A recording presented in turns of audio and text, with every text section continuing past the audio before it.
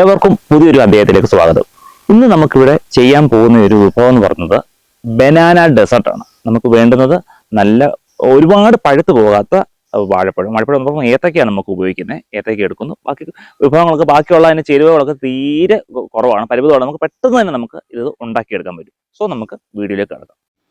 അങ്ങനെ ഇവിടെ ആവശ്യത്തിന് ഏത്തക്ക നമ്മൾ ഇതേപോലൊക്കെ തന്നെ എടുത്ത് പീസാക്കി നോക്കണം. നടുകെ മുറിച്ചാണ് വെച്ചിരിക്കുന്നത്. ഇത് നമുക്ക് നീളത്തിൽ കീറുന്ന രീതിയിലേക്ക് ആവശ്യത്തിന് വേണ്ടിയാണ് ഈ ഒരു രീതിയിൽ മുറിച്ച് വെച്ചിരിക്കുന്നത്.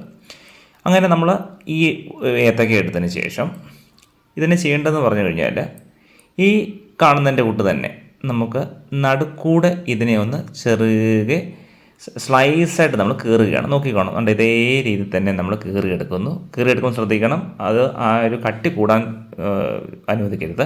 കാര്യം നമുക്കത് വഴറ്റിയെടുക്കുമ്പോൾ അതൊരു നന്നായിട്ടൊന്ന് മൂത്ത് കിട്ടാൻ വേണ്ടിയാണ് ഈ ഒരു സ്ലൈസായിട്ട് നമ്മൾ ചെയ്യുന്നത്. സോ ഒരുപാട് കനമരുത്. അപ്പോൾ ഇതേപോലൊക്കെ തന്നെ നമ്മൾ എല്ലാ എടുത്ത് വെച്ചിരിക്കുന്ന ഏത്തക്ക ഇതേപോലൊക്കെ തന്നെ ചെയ്ത് വെച്ച് നമുക്ക് അടുത്ത കാര്യത്തിലേക്ക് നമ്മൾ കടക്കാം. അപ്പം ഇതാണ് നമ്മുടെ ഫസ്റ്റ് സ്റ്റേജ് ചെയ്യേണ്ട ഒരു പ്രധാന കാര്യം. അടുത്തതായി നമുക്കിതിലേക്ക് വേണ്ടുന്നത് ശർക്കരയുടെ പൊടി, അല്ലെങ്കിൽ പൊടി ശർക്കര, പിന്നെ ഏലക്ക, നെയ്യ്, ഇതൊക്കെയാണ് നമുക്ക് ഇതിലേക്ക് അഡീഷണലായി നമുക്ക് ചേർക്കേണ്ട ചേരുവകൾ. അടുത്തതായി ഈ പീസാക്കി വെച്ചിരിക്കുന്ന ഏത്തക്ക ഇതേപോലൊക്കെ എടുത്ത് വെച്ചിരിക്കുന്ന ഒരു ഉരുളിയിലേക്ക് ഇടുകയാണ്. ഇനി ചെയ്യാൻ പോകുന്നതെന്ന് പറയുമ്പോൾ ഇതിലേക്ക് നമ്മൾ ഒരു ടേബിൾ സ്പൂൺ, അത് നെയ്യ് ഒരു അളവാണ്. ഇതിപ്പോൾ ചെറിയൊരു ടേബിൾ സ്പൂൺ നെയ്യ് ഒഴിച്ചു.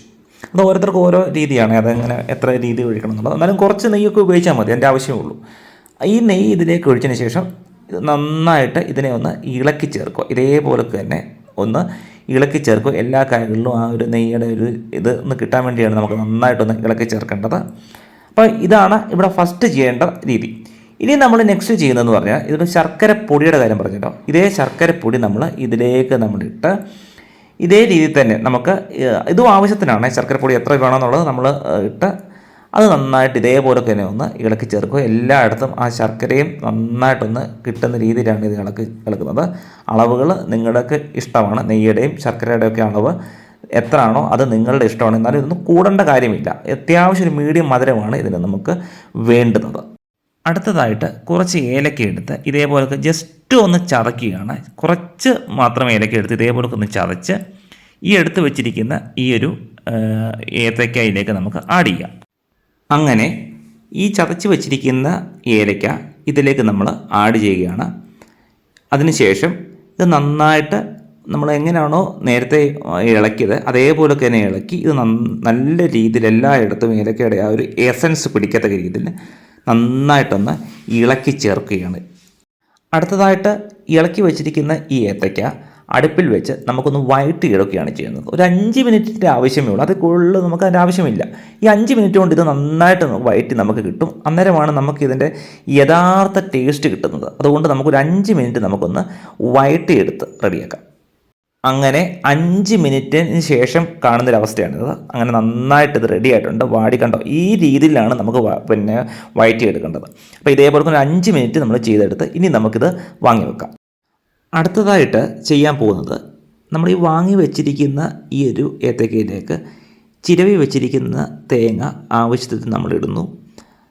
എന്നിട്ട് നമുക്ക് ഇതിനെ നന്നായിട്ട് ഇതേ രീതിയിലൊന്ന് ഇളക്കി കൊടുക്കുകയാണ്. എല്ലായിടത്തും അതിൻ്റെ ഒരു ഈക്വലായിട്ട് നമുക്ക് ചെല്ലുന്ന രീതിയിൽ തേങ്ങ നന്നായിട്ട് നമ്മളൊന്ന് ഇളക്കി കൊടുത്ത് നമുക്ക് റെഡിയാക്കാം. ഇനി ചെയ്യാൻ പോകുന്നത് ഈ എടുത്ത് വെച്ചിരിക്കുന്ന വിഭവത്തിലേക്ക് നമ്മൾ ആവശ്യത്തിന് ഐസ്ക്രീമാണ് വെക്കുന്നത്. അത് ഓരോരുത്തരുടെ ഇഷ്ടമാണ്. ഇനി ഐസ്ക്രീം വേണ്ട എന്നുണ്ടെങ്കിൽ ഓക്കെ. ഇത് നമുക്ക് ഈ വിഭവം കംപ്ലീറ്റ് ആവണമെങ്കിൽ പക്ഷേ ഇത് വേണം നമുക്ക്. അപ്പോൾ ഇവിടെ ഞാൻ എടുത്ത് വെച്ചിരിക്കുന്നത് ഒരു ബോൾ ഐസ്ക്രീം എടുത്തിട്ട് ആവശ്യത്തിന് ബോൾ ഐസ്ക്രീം നമുക്കിതിലേക്ക് നമ്മൾ എടുത്ത് വെക്കുന്നു. 2 സൈഡിലേക്കുമാണ് ഈ ഐസ്ക്രീം സെർവ് ചെയ്യുന്നത്. അത് ഇതിന് കൂടുതൽ നമുക്ക് ടേസ്റ്റ് ഉണ്ടാവും. അങ്ങനെ നമ്മുടെ ബനാന ഡെസേർട്ട് അടിപൊളിയായിട്ട് റെഡി ആയിട്ടുണ്ട്. ഇങ്ങനെ ഈ ഐസ്ക്രീമും കൂട്ടി ഈ ഒരു ഏത്തക്ക ഇങ്ങനെ എടുത്ത് അങ്ങോട്ട് കഴിക്കണം, എന്തൊരു ടേസ്റ്റാണെന്നോ. അപ്പോൾ ഇത് ഇന്ന് തന്നെ നിങ്ങളൊന്ന് ട്രൈ ചെയ്ത് നോക്കുക. അപ്പോൾ ഈ വീഡിയോ ഇഷ്ടപ്പെട്ടെങ്കിൽ ലൈക്ക് ചെയ്യുക, ഷെയർ ചെയ്യുക, സബ്സ്ക്രൈബ് ചെയ്യുക. Thank you.